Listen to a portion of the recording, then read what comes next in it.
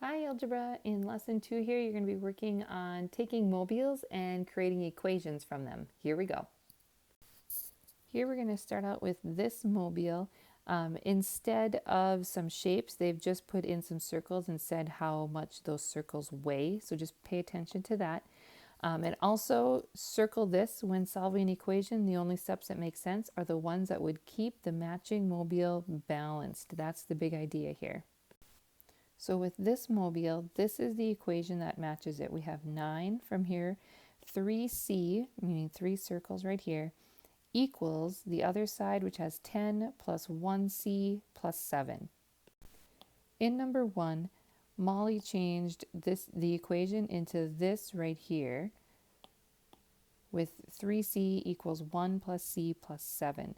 So what we're trying to figure out is which mobile best shows what she did to create that. And it turns out that B best shows it. And what she's showing is that here she got rid of 9 on each side. So she got rid of this 9 here, and she got rid of 9 here, but there was 1 still left.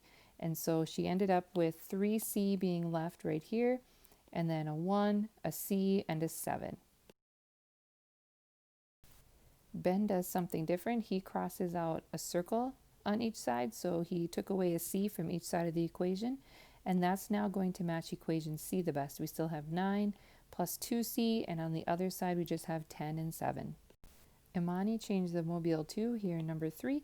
Notice that she crossed out the 10 and the 7, but then she wrote this 17, and what she did there was combine like terms.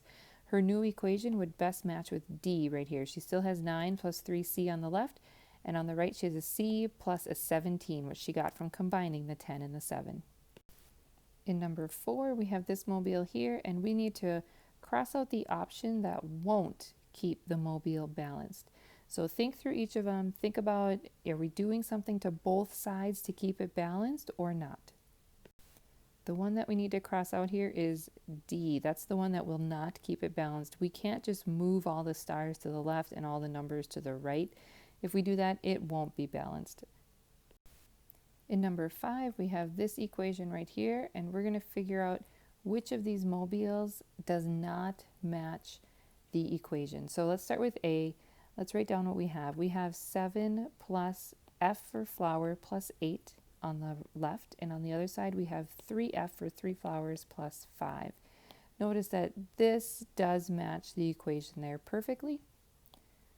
Going on to B, I would have 3F plus 5 on the left, and on the right I have 15 plus F. And so I see that the 3F plus 5 is the same thing right there in the equation. And then the 15 plus F, how did we get that? Well, if we look at the other part of the equation, we had a 7 and an 8. I could combine those to 15. So same thing right here, 7 and 8 combined to 15. So this one still works. It shows this equation. In C, now I have 15 plus 5 on one side and 4F on the other side. And when I'm looking at my other mobiles, it looks like we maybe just moved the 5 to one side and the other flower to the other side to make this mobile, and we can't do that. We can't just move something from one side to the other. So this one is not going to match. And let's just talk about D to see how we got it. We have 15 equals 5 plus 2F over here. So let's back up to mobile B and look at this for a minute. In mobile B, we could simplify this by getting rid of a flower on each side.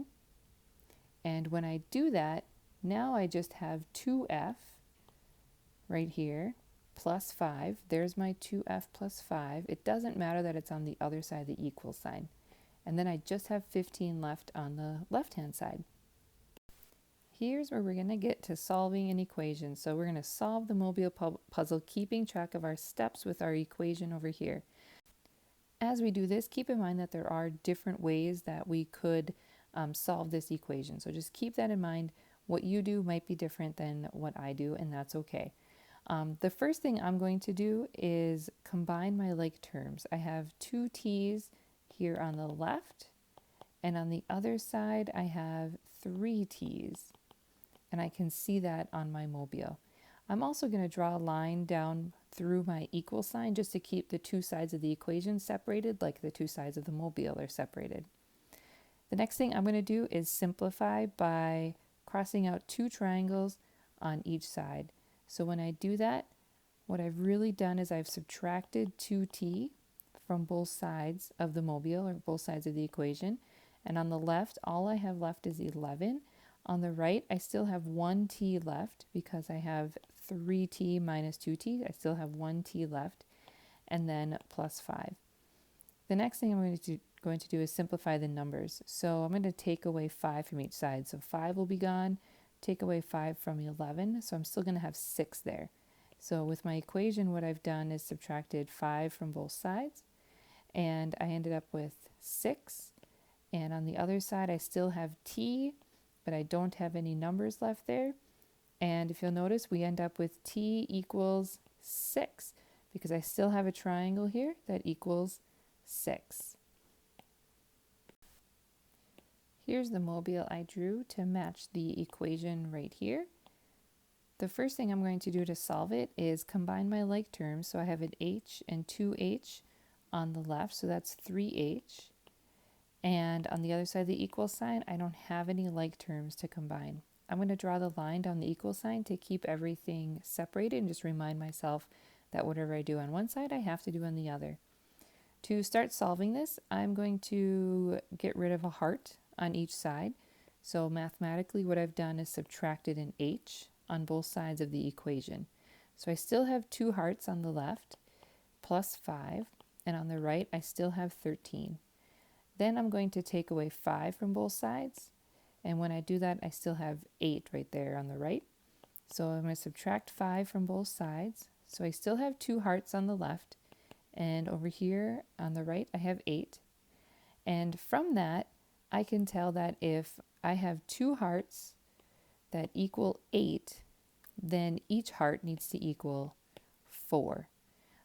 Mathematically, what we just did is divided everything by 2. So I end up with 1h, or 1 heart, equals 4.